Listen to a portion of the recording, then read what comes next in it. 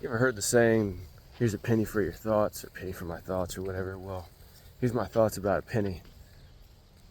Apple Music pays 1 penny per stream.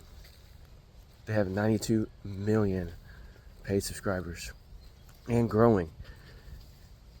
They're up 4 million paying subscribers in 2024 over 2023.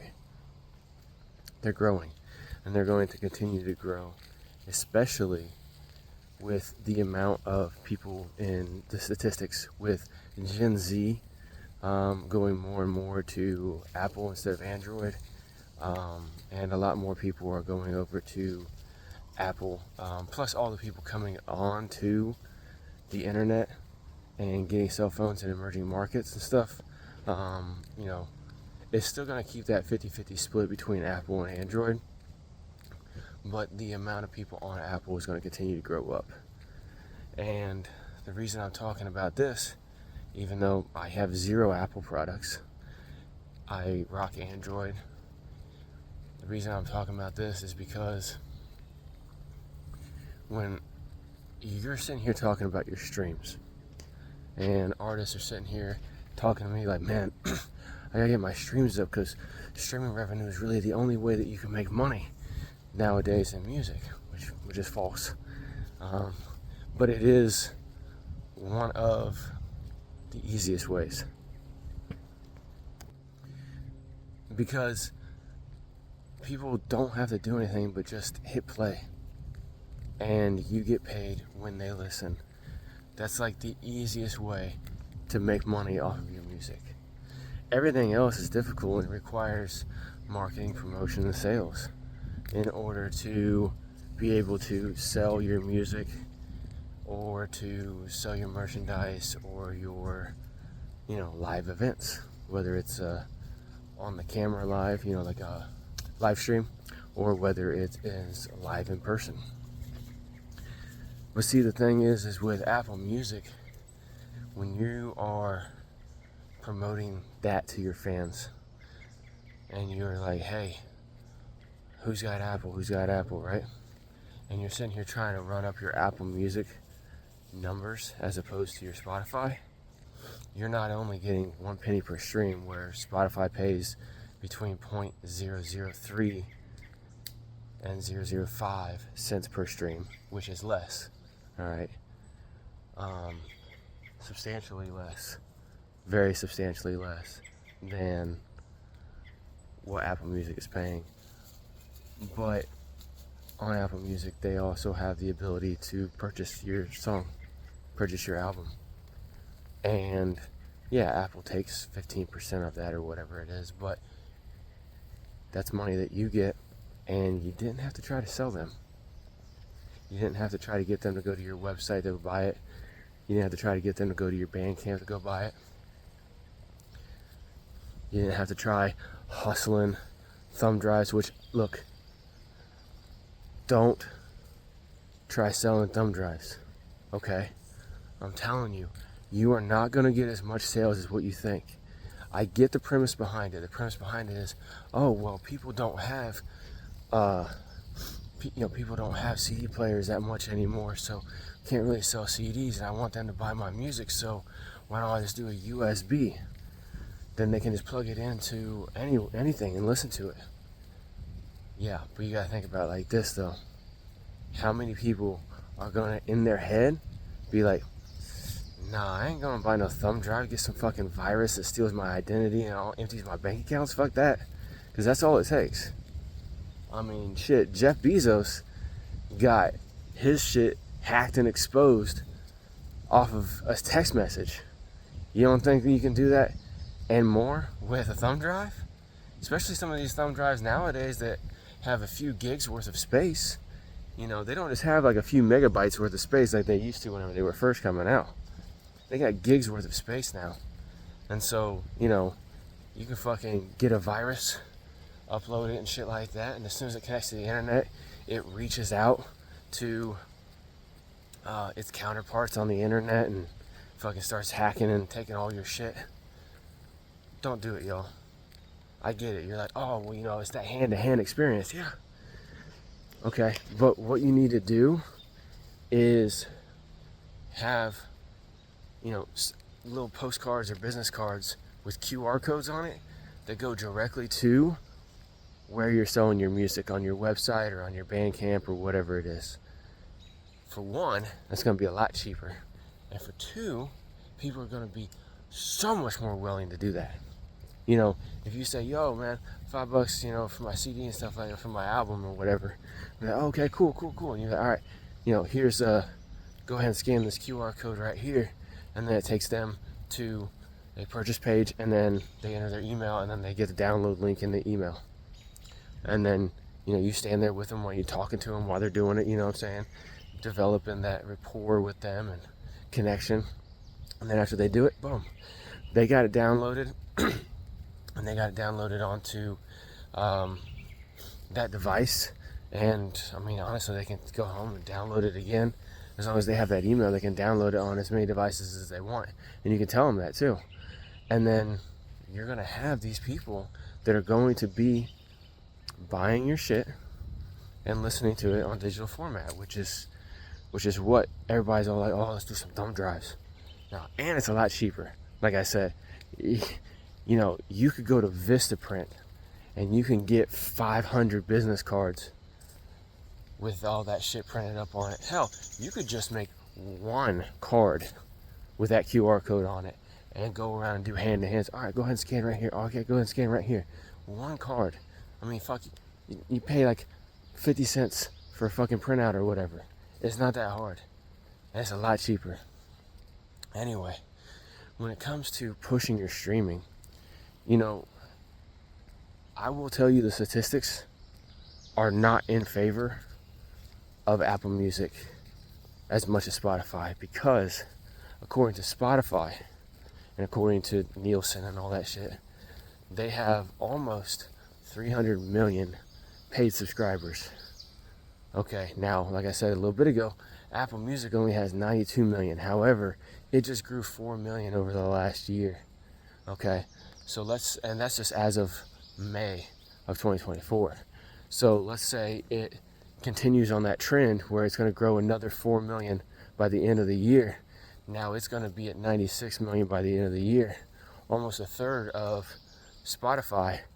But also, Apple Music they're already number 2 for the most subscribers on their platform. They're number 2, but they also take up 1/3 of all streaming, right? Obviously, Spotify takes up the other third, and then everyone else has the other third in between. On top of that, like I said, they pay a penny per stream. They're in the top 5 payouts per stream. So when you all are doing your campaigns and your pushes, you need to be pushing Apple Music more than Spotify, because it's going to be more to your benefit. And let's talk about the negatives real quick. Spotify is always on some fuck shit here lately. I know somebody who got a whole EP taken down because their EP got 258 streams. Spotify flagged it and said it was artificial streams. 258, not 258,000, 258. That's it. 3 digits. And when Spotify reports to your distribution and says, hey, this person's got artificial streams, well, guess what? Now that distribution, they can cut you off. Not only will they take down that song on all platforms, but they will also possibly spin your whole fucking account. I know 2 artists who got removed off of streaming platforms, banned from Spotify and DistroKid in 2019 because, well, they were running a stream team. All right, I'm not gonna say they weren't, but it can happen. And like I said, all Spotify has to do is say, hey, this person looks fictitious. And with this whole Living Wage for Musicians Act coming around, if y'all been following me for a while, you'll know I was talking about this whenever I first heard about it earlier this year. I thought it would be a big shakeup to the distribution platforms, the DIY ones. And it definitely will. It definitely will be a big shakeup to them because, you know, they're going to have to do a lot more to protect their money. Because, you know, if you haven't already experienced it, DistroKid will report numbers far lower than what your Spotify for Artists does. So for 1 month, your Spotify for Artists may say you have 50,000 streams. You go to your DistroKid for that same month, 25,000, 20,000, 19,000, whatever. And you contact them and say, hey, what's up? They're like, oh, well, Spotify reported to us that only this many were actually legitimate streams. You're like, what the fuck? Like, then why are they reporting that on my Spotify for Artists then? You know what I'm saying? Why aren't they saying, hey, you had a bunch of illegitimate streams?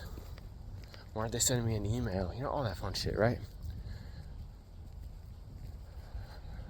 But I also see with the way that Apple Music just raised their payout to 1 penny per stream this year, because it used to be like 0.06 or something like that last year, something like that. It used to be similar to Spotify. But as soon as that Living Wage for Musicians Act got proposed, they raised it to 1 penny. Now, Napster and Tidal had already been running it at 1 penny for a little while. But with the way, here's my conspiracy theorist mind, with the way that Apple as a company is juiced in with the United States federal government, and Spotify being a foreign-owned company, I could definitely see Apple being like, hey, look, we're number 2. We don't like being number 2, okay? We're not number 2 in anything else. We're number 1 in like everything else, okay? We are number 1, and that's it. Okay, how about this? Look, Spotify has been not profitable for the last decade. Let's crush them. Then they go and they fucking, they have more, Apple as a company has more cash on hand than the federal government prints in a year. Okay? They're more wealthy and more powerful than the United States federal government. I guarantee they took a few G's out of the coffers, put it into some election campaigns, and said, hey, I think we should do this bill because it'll help out up and coming artists, you know, and they're a core constituency. Boom. Done. And then as soon as that Living Wage Act comes out, Apple raises their shit up to 1 penny. They're ahead of the curve now, right? See, that's a trick that a lot of these big companies do in order to keep their competition away. Is what they'll do is they'll buy off legislation and add in regulation to an industry and take that hit themselves because they have the room to flex like that in order to squeeze out their competition. And the auto industry has done that for a long time. That's why you only see a couple auto manufacturers nowadays. You know what I'm saying? A lot of the other ones got bought up and went out of business and stuff like that because they couldn't keep up with the ever-growing regulations that were hitting the auto market over the last, since the 70s, 80s. You know what I'm saying? Especially in the 80s with the gas shortage and stuff like that. They were able to take out their competition, GM and Ford and all that, because they were able to take the reign. But anyway, so a penny for my thoughts is, here's my thoughts on a penny, like I said at the beginning. Y'all should definitely be pushing your Apple Music a lot more. You got 100 million people, almost, as potential customers, as potential fans, That's where you should be going. Yeah, I'm not saying to not put your Spotify out there. So when you're running conversion campaigns, have Spotify and Apple Music link on your shit.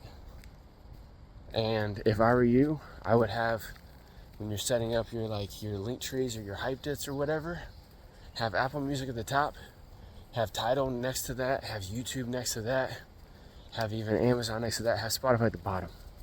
Because people read from left to right, top to bottom, right? And so they're going to see Apple Music, Tidal, YouTube before they'll even see their Spotify. Maybe run some campaigns where you don't even target people who have Spotify. You just give them the choice between Apple Music and YouTube Music. Maybe even Tidal, right?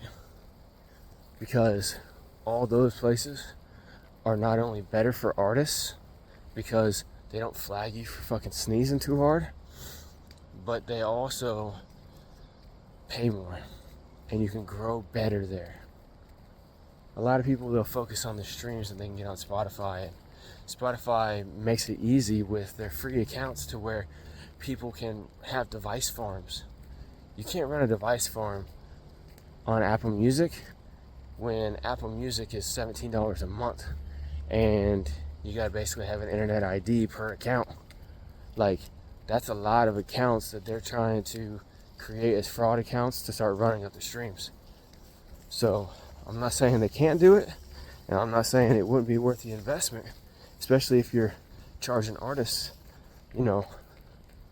decent penny and they're getting a crazy return off of it. Especially a penny per stream. It'd be something to look into if you want to be a scammer, but I don't mess with scams. I mess with real shit, and I help artists mess with real shit as well too. So again, when you're doing your conversion campaigns, target Apple. When you're doing any promotion, target Apple and YouTube first over Spotify. Yeah, Spotify has more users, but you can, if you're messing around on Spotify, you can get added to a fake playlist, one of the scam playlists. It can run up your shit and you'll get kicked off. So if any of y'all watch Music Making Sense podcast, my podcast, then you definitely need to check out some of the stuff that Capone has been saying when he's been coming on the show here lately, because he's been saying how he doesn't even put his stuff up on Spotify because he doesn't like the way they do business. He doesn't like the way they treat artists. He doesn't like none of that shit. And I'm starting to see it as well too, man. As I'm starting to deal with shit with artists more and more, I'm starting to see all this fucking crazy shit. So if you still want to be up on Spotify, go for it. I say definitely put your stuff up there, but I would push your YouTube music, your Apple Music more than your Spotify, just because anybody who has Spotify or Apple will have YouTube. Okay, so you ain't gotta worry about that. YouTube comes standard on all phones, right? 100%, you don't have to worry. But you also have to start shifting people from places that are not good for you. And just think about it. If Spotify, decides they want to take you off, well, guess what? You can't push your Spotify for artists anymore anyway, right? So think about that. When you're doing your promotion, go to places that are actually beneficial for you. All right? Obviously promote your website, but also promote other places that are beneficial for artists. And you'll actually see real growth. See y'all later.